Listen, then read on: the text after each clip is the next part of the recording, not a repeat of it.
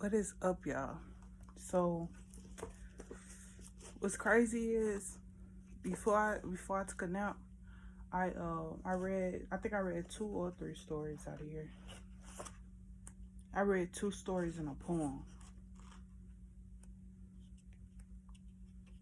Yeah, that's what I did. I read 2 stories in a poem out of here, and I read a chapter out of this book. And it's so crazy how the chapter out of this book summed up the 3 stories in the poem out of this one. So I'm gonna read you the chapter I read out of this book first. Oh, it said you shall prosper and be in good health. Since you were born, you were trained to conform to society's one-fits-all system. The moment you said no, establish your resistance to the pre-existing process of becoming average. By the age of 2 years old, your no revealed your innate rebellious nature that resists to stamp. By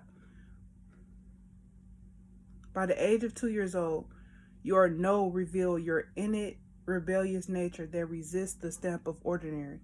This stamp collectively labeled you and all the other 2-year-olds terrible and marked the beginning of your fight to be extraordinary. Shout out to Professor D for this book, for sure. But so that's what she said in that book, all right? But then the poem that I read is called I Am Woman. And the first story that I read is called Stepping Out on Faith. The second one was called Real Beauty Comes From Within. But basically,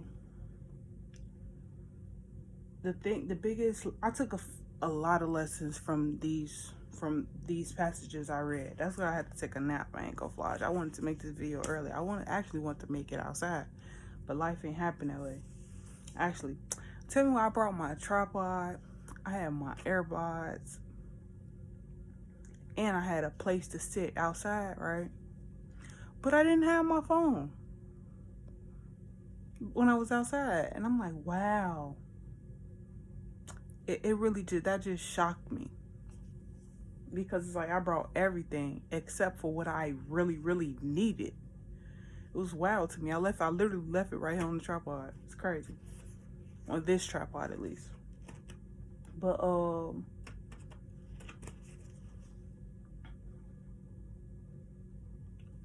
first I want to start off with the poem I Am Woman. It was cool.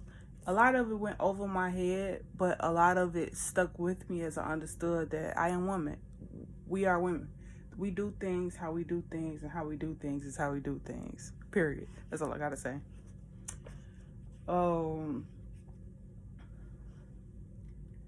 The first story I read was called Stepping Out on Faith. So basically,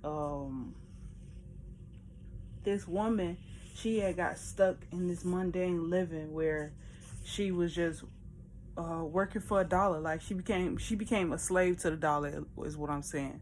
So basically, she was in this job. She was good at what she did. Like she legit was good. She kept getting promoted, moving up in the company. But she realized that she said it best. She said, my new position of senior analyst would entail me more money, more responsibility, and a new supervisor who unfortunately proved to be less than super. So basically, she still had to answer to somebody, but she actually had more work to do, more money, but she was still unhappy with her work situation, her life, basically. And she was talking about how that made her hard to live with, hard to deal with. Like it just messed her up in a lot of different ways, to the point where she became unrecognizable to herself in the most simplest way. So it's like that's when she said she stepped out on faith, and she decided to try different lanes, switch things up, and she wound up going back to college, getting her degree. Then she focused on writing. She became an accomplished writer. Like she started moving up in the ranks of writing faster than she did when she was getting all those promotions when she was at her job.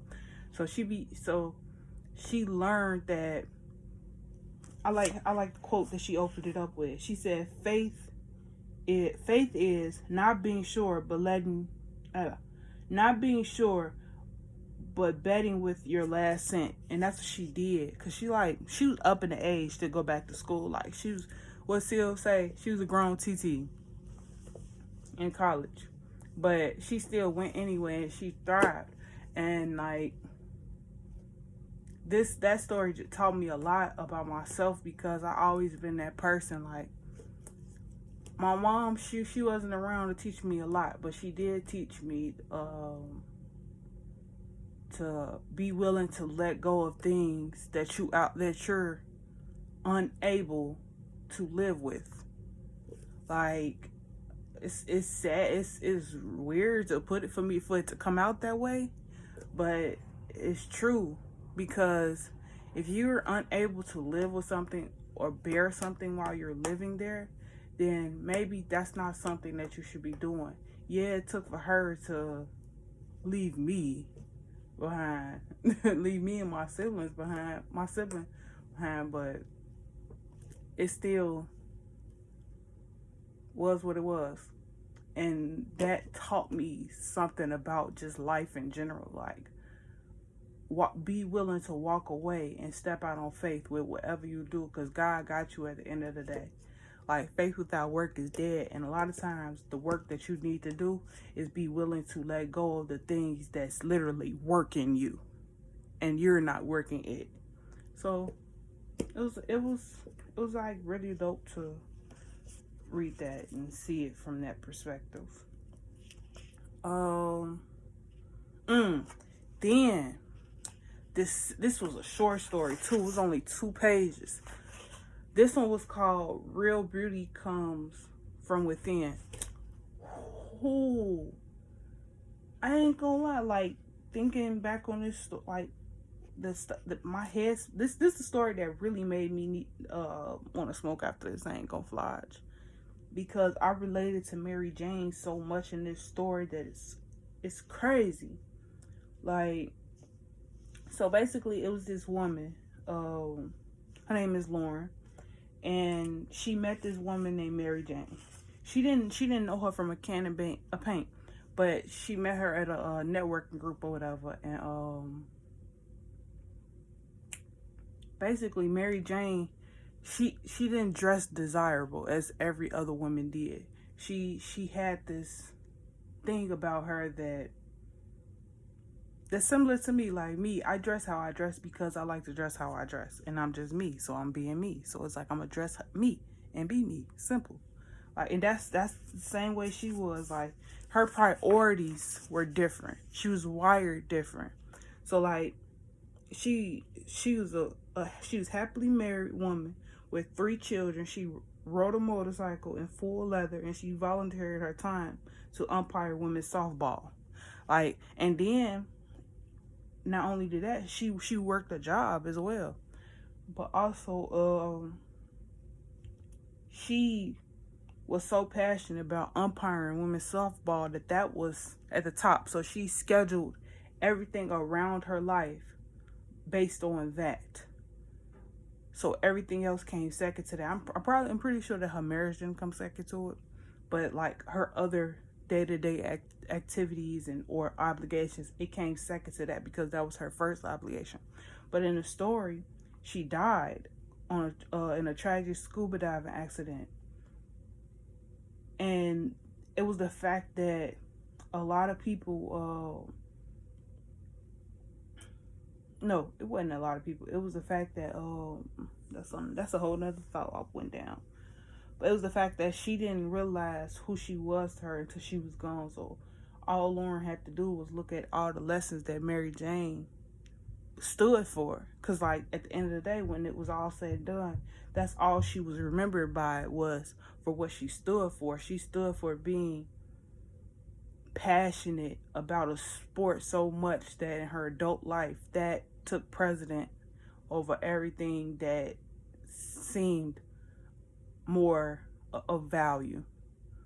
If I said that right. Like, her being a umpire was more of an obligation to her than what a job is to other people.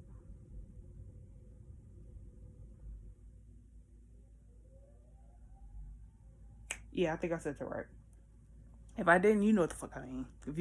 If you've been following me this long, you understand what the fuck I'm talking about. But and then also, like, she said it. I like how she said this. She said her dying leaves me saddened in a fundamental way because knowing her taught me some valuable lessons about what's important in life and what's not. Her way of being is a testament that in this fast-paced world of glitz and glamour, there are far more meaningful things than what I look like or what designer label I wear. Unfortunately, the media's view of what I should look like and what's considered beautiful has nothing to do with reality. I no longer pay attention to anyone's looks. I see their core values. Although Mary Jane has passed on, what she stood for burns brightly in my heart. Mary Jane gave me a precious gift of authenticity and her courage to disregard others' opinions of who I should be or how I should look. She helped me wipe off the mask of superficiality and not be afraid of being outrageously me. And like, that's something that I stand for, like those two paragraphs, because like there nothing in this world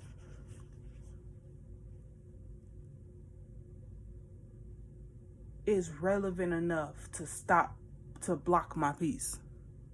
Nothing in this world has given me a reason to do that. So if I find that this is of value to me, that me doing things this way is of value to me because I see the longevity in me doing it this way, God is rewarding me for doing it this way.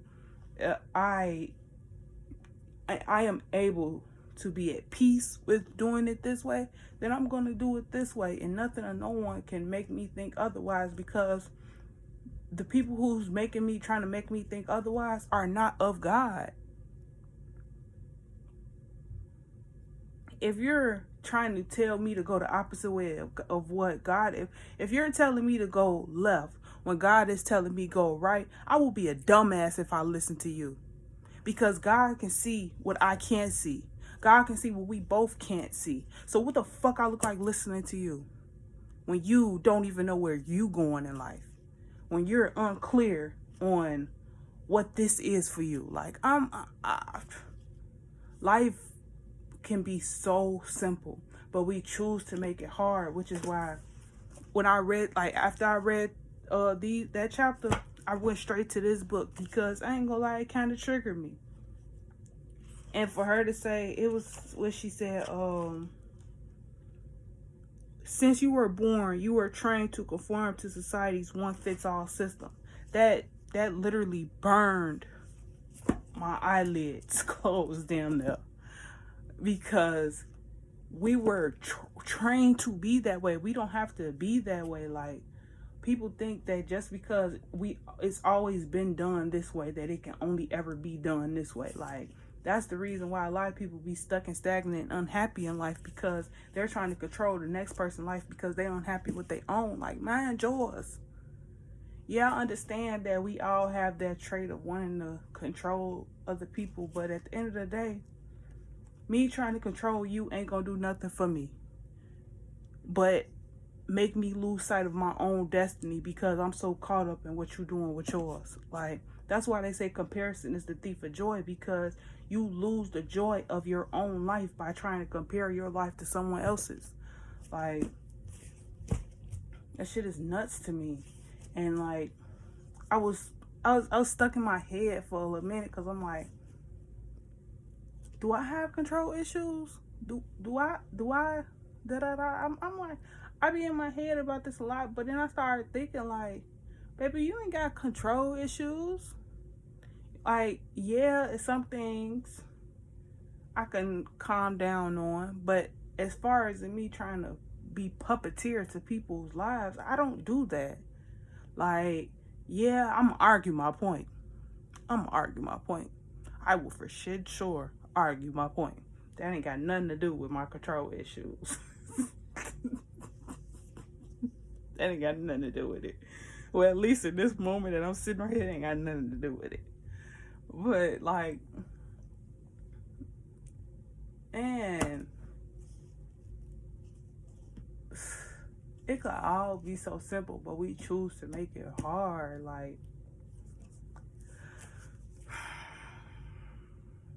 this reading today, what I read today, it was so liberating to my spirit. I'm so glad that I chose to do this, like bring in the knowledge of this year with books instead of videos.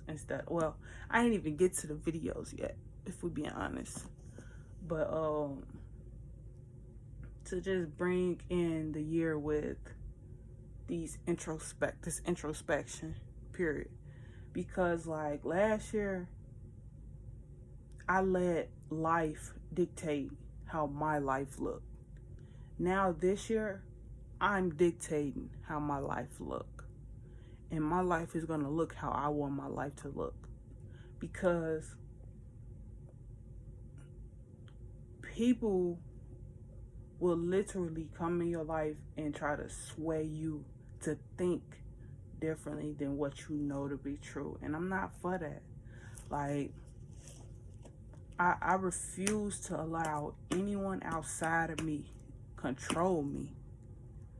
Like, it ain't even about the people that I've met recently. It's about the people that I've been knowing for a while. Like, that's so toxic. I'm so tired of living in on that timeline. Like, I'm so tired of living on that timeline. Like, I truly know in my heart that I healed from so much. So for me to be stuck and stagnant in the same place in life, that shit is beyond me. And I know it's beyond me because my spirit has been unsettled. So I know something great is coming. So if you still here with me and you're watching, one, drop me a like, and two,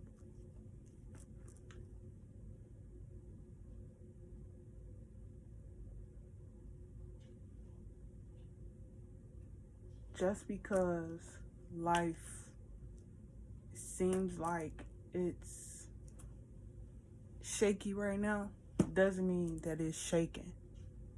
Doesn't mean that it's destroying itself. It could be constructing into a beautiful masterpiece that you're unable to see the bigger picture of.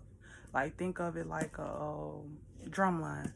When they spell out letters or make an image with their bodies, so you can't, like, while you're on the ground, you can't see the full image. You literally have to look at it overhead in order to see the beautiful masterpiece that's coming together. And it's like, that's how God's plan work. God's plan is from the overhead view. We can't be subjected to life from the subjective view. We can't look at it from life's subjective view. Like, we deserve better. We are better. We have to do better. And that's all it is. Like, I'm gonna leave it at that though. Peace and love.